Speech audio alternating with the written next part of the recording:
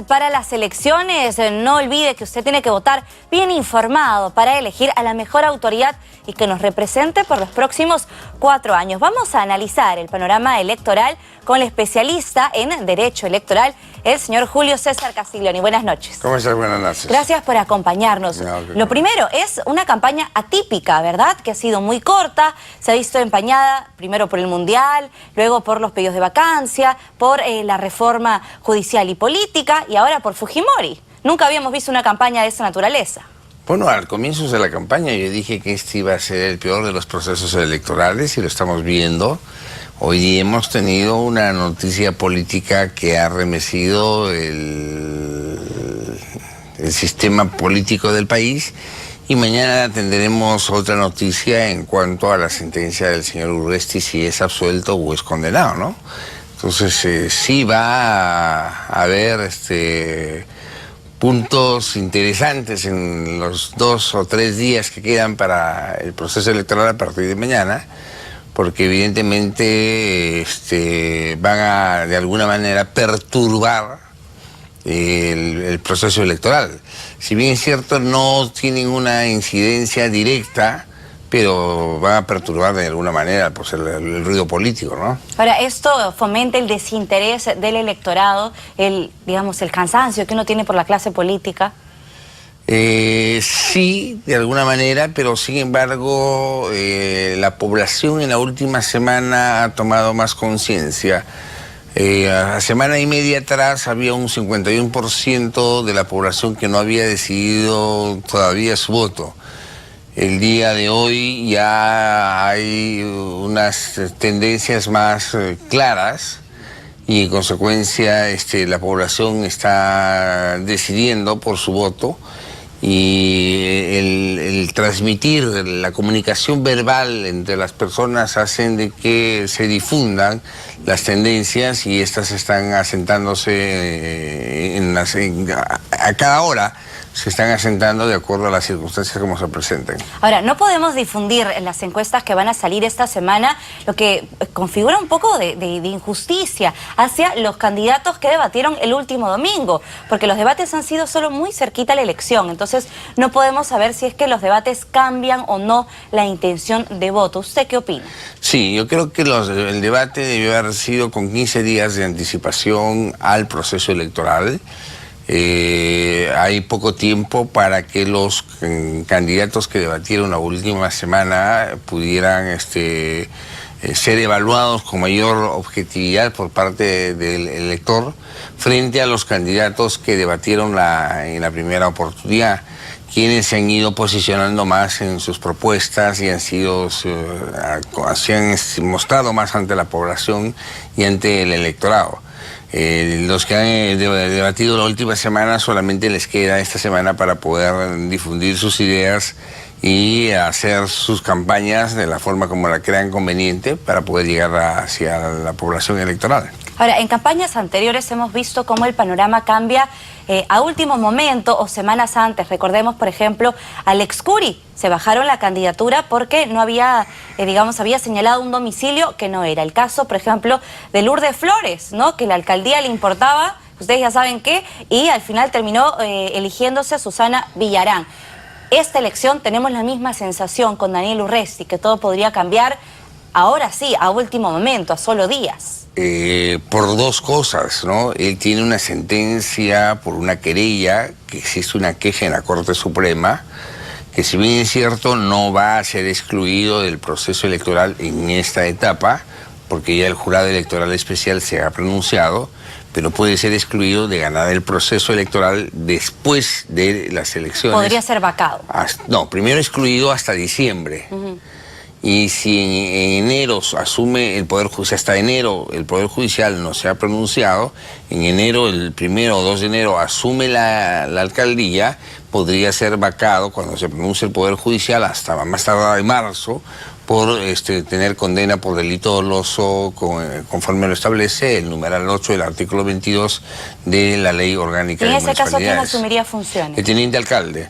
Pero aparte de eso, el día de mañana tiene una lectura de sentencia por el tema de Bustillos, ¿no? Y entonces ahí le están pidiendo 18 años y esto se lleva a cabo con el código del 40, no es con el nuevo código procesal penal, es decir, si la sentencia, si lo condenaran, en la hipótesis que lo condenaran, él se queda en el tribunal y dispone su traslado a la carceleta y de ahí al INPE para que puedan ubicarlo en un establecimiento penitenciario. Entonces, si es absuelto, sale caminando, como llegó. Entonces, bueno, él está al filo de la navaja en ambos casos. Parece que le gusta estar siempre al filo de la navaja en sus postulaciones. Y esto hace que el tema electoral se ponga interesante, pese al ruido político que en esos días hemos tenido, ¿no? Bueno, a los peruanos nos gusta vivir así, ¿no? Tanto en el fútbol como en la política, comiéndonos las uñas para saber quién va a salir elegido. Pero más allá de las preferencias electorales hacia Daniel Urresti, la sensación que nos deja todo esto es que nuestros candidatos tienen procesos abiertos, pueden postular con procesos abiertos, con condenas todavía, con instancias por recorrer. Yo tengo una cifra interesante para compartir con ustedes. 2.251 candidatos tienen antecedentes penales. Esto es gravísimo. ¿Cómo podemos permitir que esta sea nuestra clase de candidatos? Claro, el tema del Jurado Nacional de Elecciones, como los jurados electorales especiales, han sido cuidadosos en cuanto a las sentencias de las personas que tienen y han sido ya rehabilitados. Sin embargo, ha habido un grupo de personas que cuando pasó el 7 de octubre, el 7 de septiembre ya no se podía resolver las exclusiones y estos expedientes han sido regresados a los jurados electorales especiales y ahí hay personas que tienen antecedentes penales y están postulando, ¿no? Además de las personas que tenían procesos y que sí consignaron en sus hojas de vida que habían tenido sentencias por condenas por delitos dolosos y lo que solamente prohíbe nuestra legislación es en aquellos delitos que fue la última modificación, delitos contra el terrorismo, narcotráfico, violación, y entonces hay delitos cometidos en agravio del Estado, concusión, peculado, malversación de fondos, etcétera. Entonces en esos delitos, así sean rehabilitados, no pueden postular, pero en los otros casos sí pueden postular una vez estén rehabilitados. Pero ha habido un grupo de personas que han sido excluidas en primera instancia, llegó al Jurado Nacional de Elecciones, el plazo se venció y al vencerse el plazo regresaron todos los expedientes a los jurados electorales especiales para que se haga la anotación marginal y la denuncia penal correspondiente. Ahora, ahí hay una clara responsabilidad de los partidos políticos que son quienes, digamos, ponen a estas cartas como candidatos a las alcaldías municipales. Y hay algunos que también buscan repetir el plato. Por ejemplo, Manuel Macías, a la alcaldía de Miraflores, quien ha tenido una serie de denuncias por irregularidades en su distrito. Adolfo Ocampo, también al sur de nuestra capital. Sí. Es decir, estamos viendo que todos quieren volver. Creo que nosotros deberíamos aprobar en la próxima legislatura o en el próximo Congreso de la República un periodo de 2 años para los alcaldes y no más reelección. Pero 2 años es muy poco. O sea, 2 periodos. Ah, 2 periodos. Yo decía 2 años ahí. ¿Qué puede hacer uno en 2 años? Dos mientras aprueban el presupuesto y todo. 2 periodos. 2 periodos que sería de 8 años. Al ser 2 periodos, entonces serían 8 años y no más reelección. O sea, ya no hay reelección para en ni siquiera momento. De manera intermitente. No, ni siquiera de manera intermitente. Para generar nuevos liderazgos, para evitar que las personas que ya fueron vuelvan a querer postular nuevamente y estamos en un círculo vicioso que los mismos vuelven a postular pasado un periodo y regresan y entonces no se generan nuevos liderazgos. Por eso no tenemos nuevos líderes, por eso no tenemos visión de renovación en la clase política en nuestro país. Estamos con los mismos y eternos candidatos de siempre y no puede ser eso. nosotros tenemos que, como país, tenemos que generar nuevos liderazgos para que la clase política se pueda oxigenar y de esa manera, al oxigenarse, tener nuevos candidatos tanto en el Congreso de la República, en los gobiernos regionales y en los gobiernos locales. Ahora, hablemos de algunos de los candidatos a la alcaldía de Lima y de algunas fallas que habrían cometido en el proceso. Por ejemplo, Luis Castañeda Pardo, candidato a Solidaridad Nacional, incumplió la ley electoral al aparecer con su padre, o el error habría estado de su padre, actual alcalde de Lima, quien se presentó en un programa radial con su hijo, claramente violando la ley, porque él como una autoridad no puede, digamos, mostrar su apoyo hacia un candidato. Totalmente de acuerdo. Él ha violado el principio y la ley de neutralidad, porque todo funcionario está prohibido de hacer proselitismo político positivo o negativo. Ahora, y eso que él pidió licencia, pero por un día. ¿Vale o no vale eso? No, porque la licencia se la otorga el Consejo Municipal. Y él mismo se otorgó la licencia, ¿verdad? Él mismo la pidió y él mismo se la firmó. Entonces, no, eso no vale. Al alcalde le otorga la licencia, las vacaciones, la suspensión, todo el Consejo Municipal. Esa licencia es una burla. O sea, que dice que le da licencia o que el jefe personal le da licencia cuando es un subordinado de él. No. La licencia al alcalde se la otorga el Consejo Municipal y para eso hay una sesión de consejo que se convoca con 5 días de anticipación y después se discuten los temas y esto se plasma en un acuerdo de consejo. Entonces esa licencia es una burla y el señor Castañeda Locio no tenía por qué presentarse, ha violentado la ley, el Jurado Electoral Especial de Lima Centro debería actuar y multarlo con hasta 30 UITs.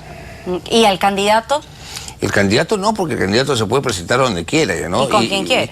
Y con quien quiera, pero está demostrando lo que es también, pues, ¿no? Folclórico, porque se presenta en un programa cómico, entonces desnaturaliza mucho de lo que es la política seria. Entonces, padre e hijos en programas cómicos, en programas faranduleros, esto desdice mucho de la política seria, de la política responsable, de la política de programas, de la política de propuestas, de la política de hacer las cosas en favor de la ciudadanía y no simplemente de ir a hacer un poco de broma o de chiste en un programa que es sintonizado, obviamente. Es lo que están haciendo, es buscar votos, ¿no? Sí, pues, pero... Y que el padre le endose los votos al hijo. Yo creo que le hace más bien daño, el padre en estos momentos no goza de mucha simpatía, su tercer periodo ha sido catastrófico, no ha tenido mucho éxito, por más que él lo quiera aparentar. Sí tuvo éxito en sus 2 primeras gestiones, en la primera más que en la segunda, en esta tercera gestión su gestión es catastrófica y estamos estudiando cómo va a quedar la Municipalidad Metropolitana de Lima. La información que se tiene hasta este momento es hasta la ejecución presupuestal del segundo trimestre. Falta el tercer trimestre y el cuarto trimestre para ver si Lima realmente se va a quedar endeudada o no, porque en los últimos contratos que ha suscrito la Municipalidad Metropolitana de Lima ha comprometido presupuesto del 2019, lo cual está prohibido en primer lugar. Y en segundo lugar, comprometer presupuesto de una gestión que no va a ser del señor Castañeda es muy grave. Esto, el nuevo alcalde... Y eso pasó también cuando Castañeda le da la posta a Susana Villarán, recordemos. Ella, cuando asume funciones, dijo que había encontrado la municipalidad quebrada. Y ojo, un tema también preocupante, y lo comenté hoy día con Alberto Bengolea, candidato, que estuvo más temprano en Contacto, es que se vienen los Juegos Panamericanos. Y la Municipalidad de Lima tenía que ser la encargada de ejecutar una serie de obras viales, de infraestructura, de lo que se refiere a pistas, para facilitar los accesos. Y esa pelota se la están lanzando al próximo alcalde de Lima, porque no se ha hecho nada cerca de las grandes villas deportivas, tanto la Videna como la Villa Panamericana de Villa El Salvador. Esa es una bomba de tiempo para el próximo alcalde de Lima. Pero comentemos también cosa curiosa, lo que ha pasado con el partido Podemos Perú, que lleva a la alcaldía de Lima a Daniel Urresti, porque ha pasado casi desapercibido el caso de la falsificación de firmas inventadas, y encima hay que ser bien tonto porque las firmas que presentan son de personajes conocidos. Sí. ¿Por qué cree que ha pasado por agua tibia cuando es algo gravísimo? porque, bueno, esto es evidentemente que montaron una fábrica de firmas. Así es. Y porque están además vinculadas las mismas personas que estuvieron vinculadas a la falsificación de firmas en la época de Fujimori, que terminó en la cárcel con el jefe de la OMPE, con Papelito Manda. Y esas mismas personas han participan de esta falsificación de firmas. En algunos casos dicen que esas firmas no fueron contabilizadas, pero sí fueron falsificadas. Pues ya hay el delito de falsificación, en primer lugar. En segundo lugar, el tratar de sorprender a la autoridad administrativa es un delito también sancionado, fraude en procedimiento administrativo. Y en tercer lugar, la tentativa de querer pasar firmas falsas significa que la tentativa se castiga con la misma pena que como si hubiera cometido el delito, es decir, de 10 años. Porque algunos dicen, no, esas firmas sí no las contabilizaron, se presentó 3 millones, llegaron a las 700.000 y ahí paró la máquina. Eso es cierto, ahí para la máquina. Pero las otras firmas que también habían eran de personajes conocidos que estaban falsificadas. Es decir, se han falsificado las firmas y en consecuencia se ha descabezado a la OMPE y el tema del Ministerio Público no ha dicho nada. El Ministerio Público, que es el que debería haber denunciado a los autores de esto, no solo de ingresar a las oficinas de la OMPE en horarios que no le correspondía para supuestamente completar las firmas o llenar los planillones o subrayar los planillones allí donde habían quedado en blanco, y la falsificación de las firmas, y el Ministerio Público hasta el día de hoy no ha formulado ninguna denuncia penal. Claro, es gravísimo, y una serie de irregularidades que rodean a este partido. Muchas gracias, Julio César Castiglioni, gracias a ti, experto en temas electorales, por acompañarnos y comentar lo que ha sido esta atípica campaña electoral. Son las 10 de la noche y 23 minutos. Vamos a